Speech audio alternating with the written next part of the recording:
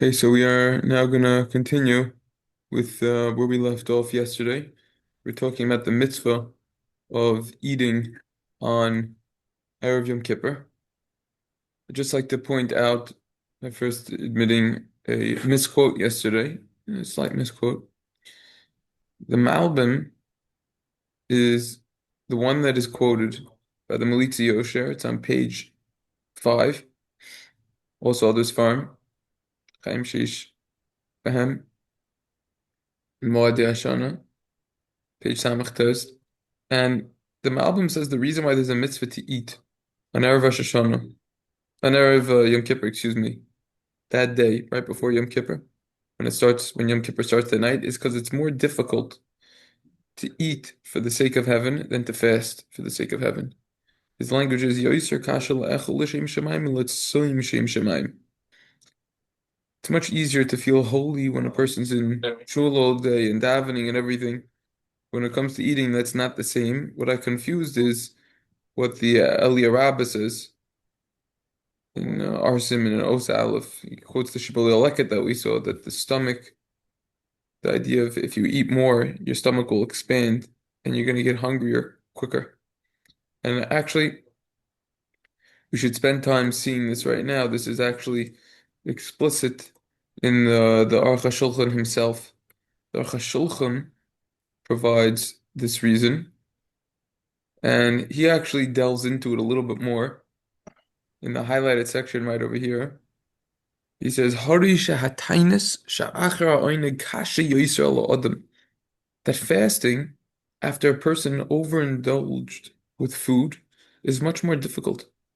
V'kevan shebe'erev Yom Kippurim mitzvah la'echel v'lishtos v'lehizanig. Since there's a mitzvah to basically feast on Erev Yom Kippur, to eat, to drink, Mamelo detzar hatainis kasha yoyser. Consequently, the pain, the difficulty of fasting will be harsher. I mean, Tishi Vesir, and that's why it's considered as if we fasted on Erev Yom Kippur as well as Yom Kippur itself. When we eat a lot on Erev Yom Kippur, mihu hakoichos chazakim yoiser lisbolatanis. The Aruch HaShulchan says, look, practically speaking, you become stronger. You're able to endure, to withstand the fast. Kishacham mikodem, when you eat more before. The sayra maruba mehefel chapet on me. These are 4 words which are very insightful. This means that yes, it's easier when you eat before a fast. Yes, 100%. And when you eat, the enjoyment from the food is very enjoyable. But that temporary pleasure from consuming that food, or even that it could help with the fast, is still less than the difficulty and the pain that will result from you expanding your stomach by eating more. So basically, you have contradictory ideas between this idea and the idea of what most were saying, which is that the reason why there's a mitzvah to eat on Erev Yom Kippur is because it will help us prepare ourselves for the fast. We'll be able to focus more on davening, etc. But anyways, that was yesterday's discussion. The Piskei Teshuvos gives a nice summary of ideas, and we're gonna go through this and parallel some other ideas as we continue going through. There's an age-old question, especially the Mishnah Berurah himself, as we saw last time, and I'll just pull it up on the screen over here again. According to the Mishnah Berurah, this is a mitzvah min haTorah le'echel b'yom Kippur right over here. This is a mitzvah daraisa. So the obvious question is, whenever we have a mitzvah and we don't make a bracha, we always have to ask ourselves why, especially if we have a mitzvah daraisa. So the question is, why do we not recite a bracha on this very important mitzvah? So this is actually subject to numerous answers over here. It says wait, over what's it here, mean? I mean, achila before or the mitzvah of what? Eating? Just yeah, mean, eating on Erev Yom Kippur, it's a mitzvah. According to the Mishnah Berurah, we discussed yesterday, different whole discussion of itself. It's a mitzvah from the Torah. Why don't we say a bracha on that? you'd have to say it after. You'd have to say it Before after or you. after, probably before, just like any mitzvah. So why don't we say a bracha? So over here up top, he says they address this, and they provide many reasons, but he doesn't say what the reasons are. But in the footnote, he gives a lengthy discussion about this. different answers. The truth of the matter is, a lot of what he says in the footnote requires us to look up these farm and look into it more. And if you're interested in giving a 10-15 minute shear somewhere, you should definitely look this up and you'll have a beautiful shear. The shear could be just on why we don't say a bracha on eating Erev Yom Kippur. That could be the whole shear. Shailes Chuvas Bei Sharim and Orachaim Sim Reish Ad Yalef. They Makshelo, that's the Netziv and the Shelta. Kuf Samach Zayin, Os Yud Beis. Shema Ye'ira Lo Eines Choyle V'Yochel Lehesanas Yom Kippurim. This is also one of the ideas by why we don't say Anenu on a regular fast, Shachris in the morning, because we might not fast. It's the same idea over here. Maybe something will happen, you'll get sick and the like, and you won't be able to fast. So consequently, that bracha will be considered a bracha in vain. It will limafreya be a bracha of atala. So that's according to the Nitziv. That's reason number one. Another reason There we is go with the majority. Most times people do fast. that's Like I'm correct. saying, That's correct. But for those times when a person doesn't finish it, so then that would in fact be a bracha of atala. but That what are the odds? I mean, saying you look at his past, let's say his life What are experience, the and like odds? the odds I are don't very low. know. I would say maybe a quarter of a percent, one out of every Yeah, yeah, very 400 low. people. Yeah, Okay, yeah. so for that person, it's a bracha levatala. It's a bracha in vain for that You're person. depriving everybody else brachas because there's one individual. That's right. Yeah, That's right. you see, by the way, not for now, but if I'm not mistaken, it comes up in Simon. Oh, maybe I am mistaken. I forgot the Simon. Is it Kuf Tez Zayin? No, it's not Kuf Tez Zayin. It's Hilchos Shmona. Sorry, Reish Tez Zayin. That's what it is. Reish Tez Zayin, if I'm not mistaken. Which that Simon deals with how bad a Brach Levatala is. And you see from over here, according to this, that exactly what you're pointing out that we didn't think about before you mentioned this, which is, you know, even one out of 400 people, approximately, it's not a golden number over there, but we see how we're concerned about that. So, yeah. Another explanation is really this isn't a mitzvah in and of itself. It's hachana lemitzvahs ha'inoi. This is preparation for the mitzvah of affliction, which means we're going to see about this more. Let's say someone knows that he's not going to be fasting the whole fast on Yom Kippur. Is there still a mitzvah for him to eat or not? And why? So we're going to have to discuss that, he or she, children. We're going to have to get to that. Hopefully, we'll get to that today. So comes out that this isn't really a mitzvah in and of itself. It's only a means to an end. It's to get to fasting on Yom Kippur. So that's reason two why we wouldn't fast. Why we wouldn't, excuse me, recite a bracha on this mitzvah of eating Erev Yom Kippur. That's quoted by the Likutei Maharich. Stei Chemet talks about this. Shas Jivas Mishnah Halachos, Moadim Uzmanim. Mishnah Halachos says Rabbi Menashe Klein, Moadim Uzmanim at Moshe Sternbach. Stei Chemet again in another place talks about this. He's Metaritz Begoin Echad. He answered as the name of one wise person. Shaloi tiknu chazal birchas hamitzvah la davar shenika mitoich ma'asav shasal machmasiv Hashem Yisbarach. This is a very important rule, and you could apply this rule, and this simultaneously answers the question as to why we don't recite a bracha on many other mitzvahs that are from the Torah, such as staka, giving charity to people, respecting parents, kibbud av v'em. We only recite a bracha on something that if it's recognizable that what we're doing is for the purpose of a mitzvah, then we recite a bracha on that. So something like all those three that we just mentioned before, including this, eating, it's not recognizable that we're doing it for a mitzvah. Everyone in the world eats. Animals eat. That's what they do. So it's not recognizable. Keep going. Achilas matzo mar. Asher bilti savos Hashem hayochel le'echol b'layla zeh. Kol ma she'yir salash b'yo nafsha v'lav davka. This is a typo. It shouldn't say vav over here. That should say matzah umar, not mitzvah umar. We say a bracha when we eat matzah and mar because why on earth would anyone want to eat that? The answer is you wouldn't. Therefore, we say a special bracha on it because it's recognizable that we're doing it for mitzvah purpose. And by the way, it's important that specifically this is used as an example, something that we make a bracha on because a person might have incorrectly thought that, oh, wait, something fishy is going on. We shouldn't be saying a bracha on matzah and mar if it's food. No, no, no. It's a different type of food. people wouldn't be eating this. Why would anyone eat matzah if they could be having a nice bagel, nice piece of pizza, right? They wouldn't. So therefore, it's recognizable, and therefore that's why we would recite a bracha on those items. Masha'inkin, in fact, Rosh Shimshon Pincus Hatzal points out that matzah is very unique because it's pretty much the only thing nowadays that we consume. We are consuming a chefsa shel mitzvah daraisa. The matzah is a mitzvah daraisa, and it's mamish becoming part of us. Where else do we have anywhere nowadays that we consume a chefsa shel mitzvah that's daraisa? It's a trick question. We don't, because we don't have karbanos anymore. But anyways, Masha Inkin Suda Shabbos v'Yom Tov v'Achilos Erev Yom Kippurim Gam Bilti Savos Hashem Yisbarach Am King Ochel. Conversely, when it comes to eating on Shabbos, Yontif, right? When we learned together Siman Reish Mem Beis about eating on Shabbos and Yontif, right? Do we say a bracha on that? No. Why not? Well, this is one answer, and we learned other reasons over there also. If we go back to what we learned over there, which Baruch Hashem, we could easily with the notes and all the recordings and everything. So it comes out that this is a very insightful reason. We would be eating anyways, had it not been that Hashem commanded us. Therefore, no bracha is established. Oh, by the way, in parentheses, he said what I just said before. This is the reason why we don't say bracha on staka, kibbud avim, and the like, because we would be doing it even if we weren't commanded to do so. Haseichel machayvim.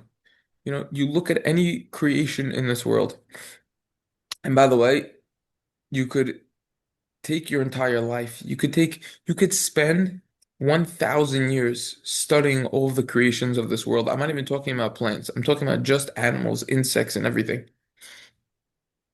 Everything in this world, parents naturally take care of their children. It's the way that HaKadosh Baruch Hu created this world. It's actually an amazing concept if you think of it. Why would anyone want to take care? I was just learning this morning, Victor Miller's Zatzal, on his Peirush Techayvus Alavavos and Shara Bechina, he's explaining why would anyone like want to even have mercy on their children, want to love their children? They don't have hair, they can't do anything, they just cry a lot when they're kids. It's something very special that Hashem did in this world. He created us in a way that we naturally have mercy for our children and we enjoy taking care of them, even though it requires a lot of effort. Right? So it's the same exact idea. So this is something that is natural, and that's why I wouldn't say a bracha. Then he quotes some other svarim at the end over here. Before we continue, we should cross-reference to see if I'm not mistaken, the Dirshum Mishnah Brura also addresses this issue as to why we don't say a bracha. So we should cross-reference to see if they have any new reasons or if they're just all overlapping reasons over here. I thought that they spoke about it over here. Any questions, comments on those reasons, though? No. Oh, right over here they say. So this is at the end of the very long footnote number 1. They quote the Netziv. I'm gonna enlarge it on the screen so that everyone could read it clearly. There it is. So they quote the Netziv, which we also saw about.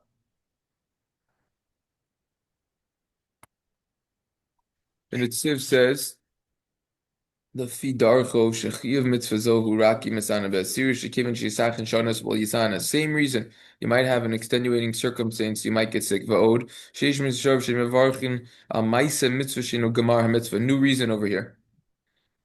Well, this is kind of like the preparatory reason that we saw before. It's only a preparation of a mitzvah, but this is really saying a little bit different than it's a preparation mitzvah. This mitzvah is the first. It's a mitzvah, yes, but it's not the completion of a mitzvah.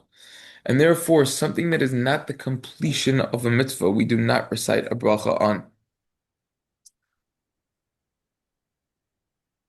Shagam lafi tam a mitzvah sha'achila hi ke'achon latainis sh'shavar b'pshut sam l'tikna bracha chluzer sh'shalafil z'achila l'raka harai. And then he goes into the idea that this could just be a preparatory mitzvah for the fast also. That's an obvious thing, but it seems like this is a slightly different idea. So this is what they say on this topic. Go back to stick with the Piskei Teshuvos over here. See what he says over here. There's a whole discussion if women are obligated in this mitzvah or not. Why would they not be? It's very simple. Women wouldn't be obligated in this mitzvah because we know the Gemara in Kiddushin teaches us that every mitzvah asher shazman grama nashim peturos. So the question is this mitzvah of eating on Erev Yom Kippur, would women be completely exempt because it's a time-bound mitzvah or not? Now, what would be the reason that would be obligated? After all, it seems like it's a mitzvah that is only certain times you're allowed to perform it, and therefore women would be exempt. No, no, no, no, no, no, no. This mitzvah is learned out from the pasuk of the Anisim es nafsho sheichem. And just like women are chayavos rather in inui, just like women are obligated to afflict themselves on Yom Kippur by not eating, and also they have to keep all the other halachas of Yom Kippur. They can't bathe, anoint themselves, wear leather shoes, eat, drink, etc. Everything else they can't do, the relations and everything. So just like they're obligated in all of Yom Kippur, so then so too, this is going to be basically attached to all of those mitzvahs that they're obligated in, and therefore women would in fact be obligated. So that is the question. Are women obligated in this mitzvah of eating on Erev Yom Kippur or not? So the truth of the matter is that this is a massive discussion in and of itself. Now, according to this, a yoledis, let's say a woman just gave birth. Or let's say if a woman is sick, right? So now, let's say she's halachically allowed to eat on Yom Kippur. She just gave birth yesterday, it's Yom Kippur tonight, right? So she's sick, she has to eat, they tell her she has to eat, right? So according to this, or in that case, in that scenario, Isha chayla she'ocheles b'yom kippurim mimanavshach lo tiya b'chlal hamitzvah de'achilas erev Yom Kippurim. Whichever way break down the situation, she wouldn't be obligated to eat on Erev Yom Kippur. Either way you break it down. Why? So if you look at the footnote over here, footnote number 6, the Ksav Sofer in the Shilas and Tshuva says, let's say, according to the reasoning, it's like a Suda on Yontif, right? Just like a meal on Yom Kippur, just like a meal on Yontif we eat, so it's over here. We can't have a meal on Yom Kippur. So what we do is we say, okay, we're going to eat before Yom Kippur. When we eat before Yom Kippur, it's considered as if we had a meal on Yom Kippur itself. Now, according to that, women would certainly be obligated to eat. That's according to the Yom Kippur reason. All right? Just point that out over here. The Stei Chemed comes along and says that, oh, cool, I didn't realize that you could put all that down there. Wow, that's really much more convenient. Cool. See, still learn something. I've been doing this for how long? Very convenient. That is much easier. Um, okay, wait, let's just go back for a minute. I made a mistake over here. Let's say a woman knows for sure that she's going to be eating on Yom Kippur, right? She just gave birth, or she's very sick and they tell her that she needs to eat on Yom Kippur. Now, if she knows that she's going to be eating, this is what we alluded to before, then she would not be included in this mitzvah of eating on Erev Yom Kippur. She knows she's going to be eating on Yom Kippur, she wouldn't have to eat on Erev Yom Kippur. It should be pointed out, however, the Ksav Sofer says a little different over here. If you're going to hold of this reason that eating on Erev Yom Kippur is considered like the meal that is supposed to be on Yom Kippur itself, consider that too. Just we can't do it on Yom Kippur itself because it's a fast day. According to that, she has shaykhus to this mitzvah, and therefore she should in fact eat on Erev Yom Kippur, even though she's going to be eating on Yom Kippur itself. The Stei Chemed comes along and concludes that says that wait, maybe she'll get better. Hashem will have mercy on her; she'll get better, and therefore she should eat on Erev Yom Kippur according to her abilities, because maybe she'll get better and then she's actually going to fast. Especially if now by her eating on Erev Yom Kippur, that would decrease the amount that she would need to eat on Yom Kippur itself. So that's the story with this mitzvah, that, it's really best if she does eat. Cover all opinions. And it is a discussion if there's a mitzvah or not. According to the reason that this mitzvah is there in order that will make it easier for us to fast, so then she should also partake in it. Whole discussion about children also, if we know that they're going to be eating on Yom Kippur as well, same would apply. They should really eat on Erev Yom Kippur as well. However, right, same idea. People are sick, children, same idea. That's the story over here. For note 7, they quote the Emek Sheila, that's the Netziv, says that someone who's not going to fast technically wouldn't be involved with this mitzvah. Wouldn't need to be. But Kuchani points out, even so, if he knows that by him eating more, you'd be eating small amounts on Yom Kippur, you should try to eat Erev Yom Kippur so that it will cause you to eat less on Yom Kippur itself. So basically, everyone should try to partake in this over here and eat on Erev Yom Kippur. The question is, when does this mitzvah begin by? Does this mitzvah only apply on the day before Yom Kippur or also the night before Yom Kippur? So that's actually subject to a discussion.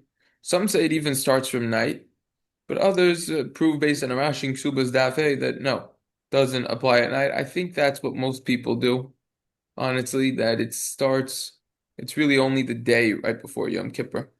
But that is actually subject to a major discussion in and of itself. But look at this footnote. Aruch HaShulchan in footnote 9 in Osei says the reason for this halacha over here is so that you're being able to fast during the day.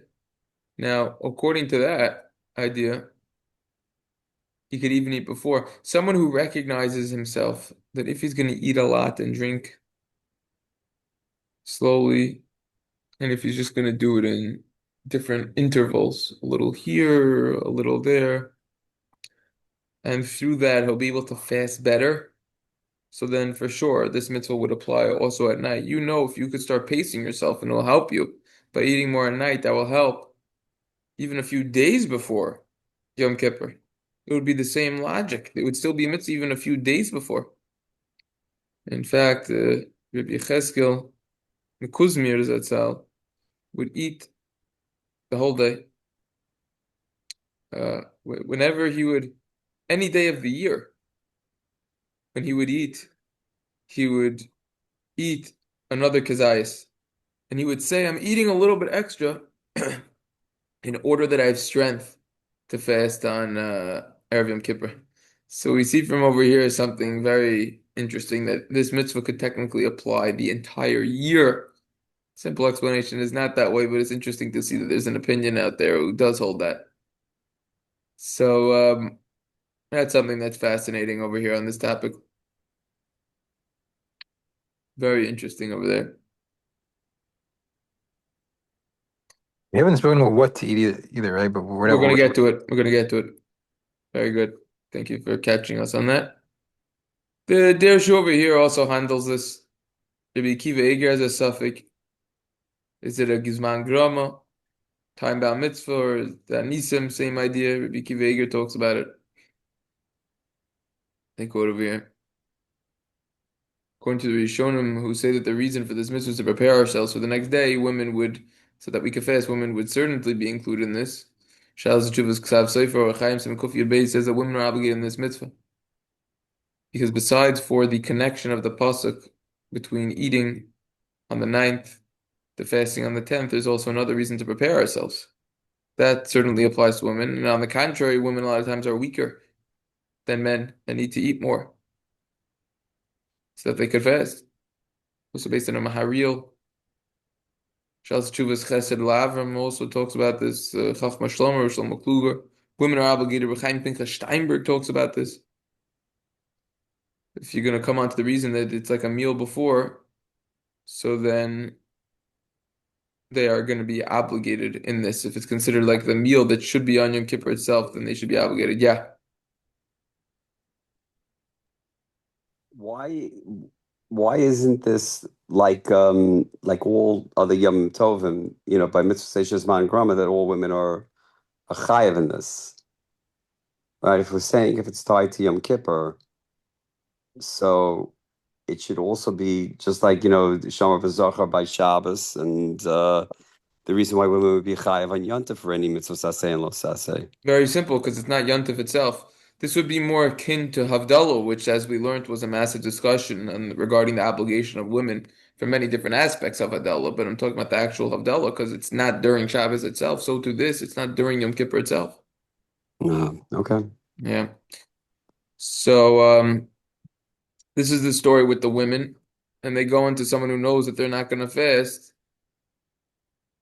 that they shouldn't be lenient, especially if you're going to hold that this mitzvah is from the Torah, like the Mishnah Berurah does, especially if it's easy to eat.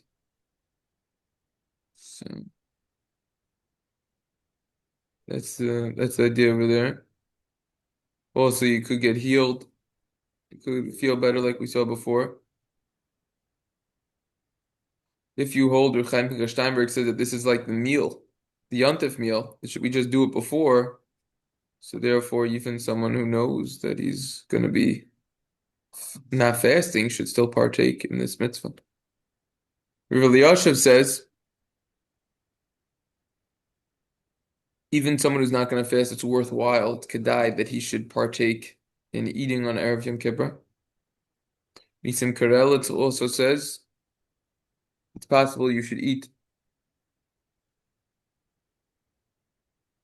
Because if by you not eating now on Erev Yom Kippur, it's very logical to say, it's very likely that you're going to now have to eat more on Yom Kippur, which is a halachic issue. The Nitziv just says completely different though. This mitzvah only applies if you're actually going to fast. Let's say someone is not going to be able to fast unless he takes sorts of pills.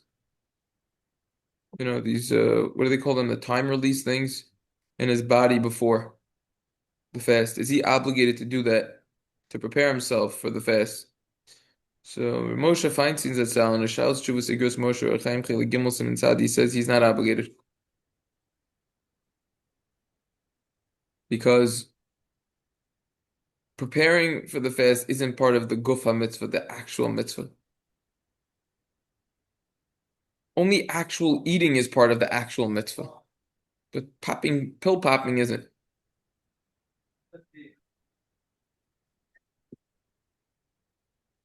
So the idea that the Rishonim that said that this is a preparatory mitzvah for the fast, that's explaining the reason for the mitzvah, not that you have to prepare in other ways other than eating the actual food.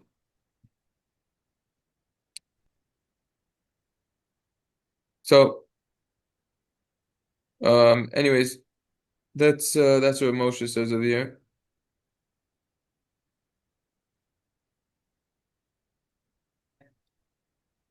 Question is, what type of food and drinks do you need to eat, and what's the story with eating in terms of from a quantitative perspective? It's a mitzvah to drink also, not just eat.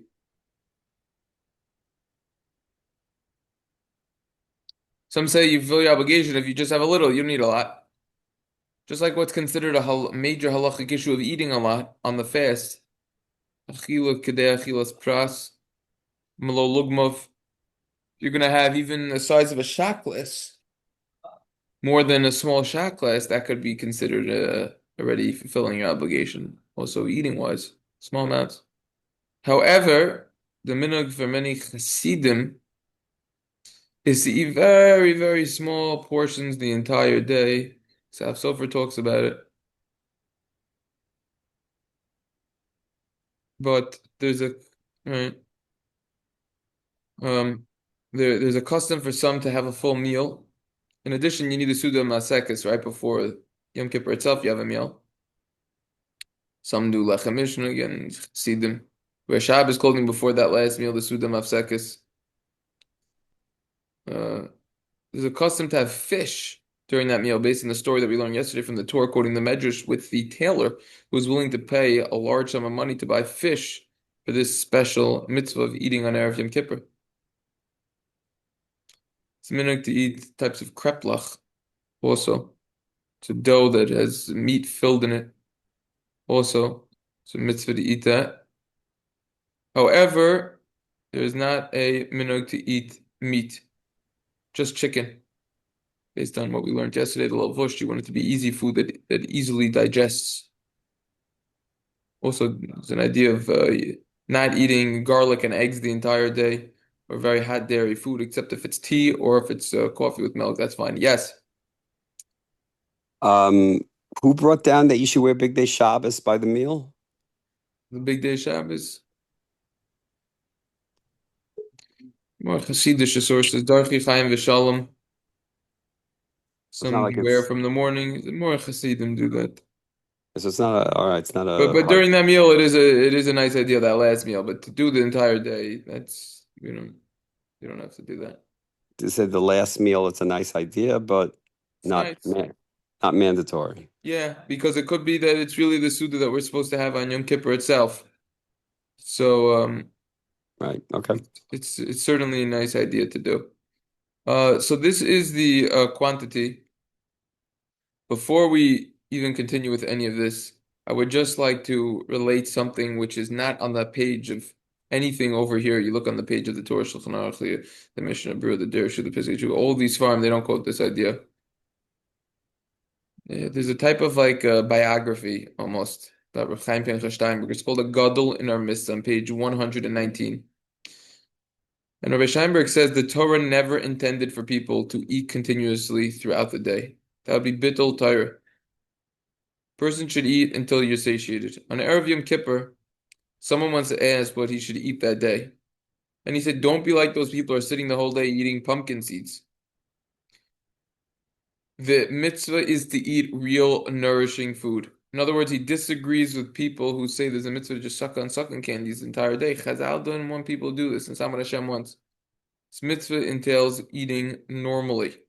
Or even like prolonging a suda, meaning, there's a shayla that comes up like if you have a suda and then you have water after something after, you can prolong your suda. It's better to just bench and then move on and Yeah, have another. be normal. Don't just put all this unhealthy stuff in your body and everything. Not even He that, but it's quotes just that in the footnote, by the way. In footnote 13, the Maharil Diskin would eat raisins all day.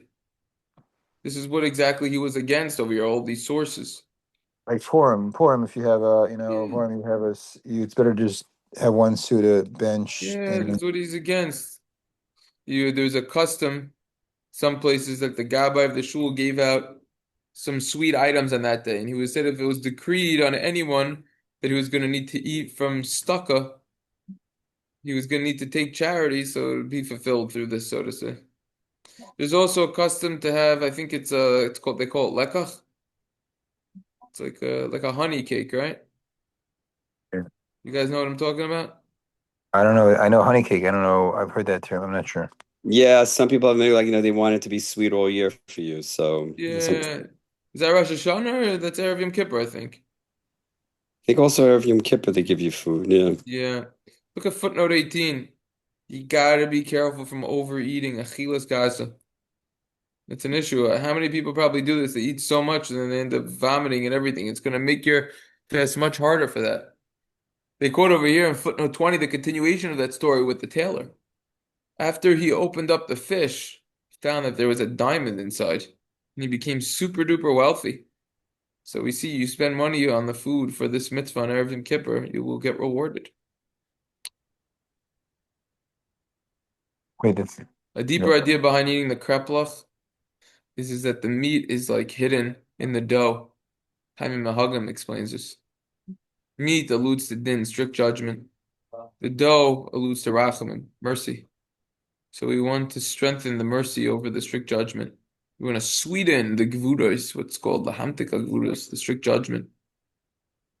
Ooh. So Yeah. a couple times during the year we say kreplach Another, when's the minhag for Terblach and Erev Yom Kippur? Yeah, yeah, that's what I he know, says. I know, I know. Another Shana reason for Rabbah, this minhag Shana is Rabbah. that there's a chiyuv to eat meat. On Yontif in general, we're obligated to eat meat. So Erev Yom Kippur is a very interesting time. It's almost like a Yontif itself, but it's not a full Yontif, complete Yontif. We're still allowed to work on Erev Yom Kippur, for example, and therefore we cover the meat, and that's a reason to show that another reason of covering the meat. It's not a full Yontif, so to say. An interesting reason over there. Would also apply perhaps Hoshana Rabbah and Purim. Anyways, there's a whole discussion with the eggs, eating eggs that day. Some of the custom not to eat garlic or eggs, dairy food the entire day. The idea is that you don't want to upset your stomach unless it's with your tea, coffee, you could have a little milk. That's for sure. Apparently, hard-boiled eggs, there's no issue with. All right, this is certainly something to ponder.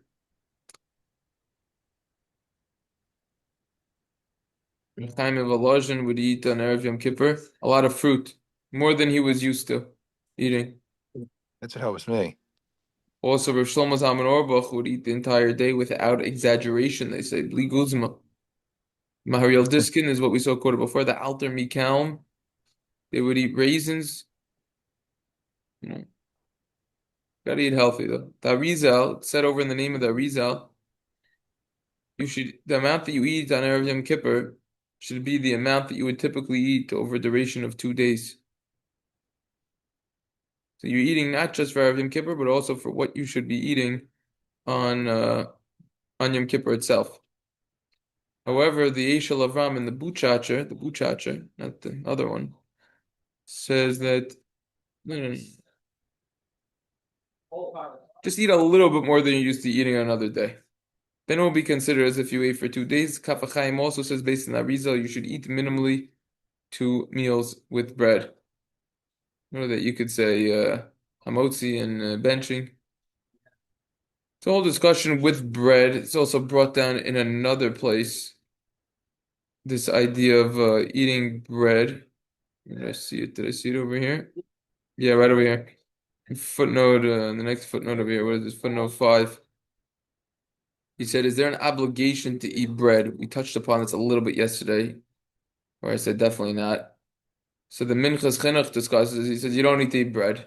The Shevet HaLevi, Chilik Dalet Simin and Dalet Beis comes along. What does Suda mean? Don't prove that you need bread from Suda because the Gemara Megillah and Zion talks about Suda, and even so, the Magen Avraham explains in Hilchos Purim over there, Tafrei Shad Yesef Cotton Tes, there's no source from the Gemara that you have to have bread. However, the Stei Chemed says, based on a Rashi, then no. So the reason for this eating is to prepare ourselves for the fast, and therefore logically, it would be logical that you have to have bread or something else which satiates. And therefore, you should be stringent, he says. In other words, you don't have to have bread, but it should be something that satiates. The last Suda before Yom Kippur, that Suda Mafsek, the last time we're going to eat that, you should have bread in. The rest of the day, you don't need to. Any questions or comments on anything that we did today whatsoever? The Shevet Levi says that there's no makor for having that a Suda consists of bread. Yeah, because we see from a Gemara Megillah Dav Zayin, and based on how the Magen Avraham explains it, that the Gemara says Suda, and still you don't need to have bread.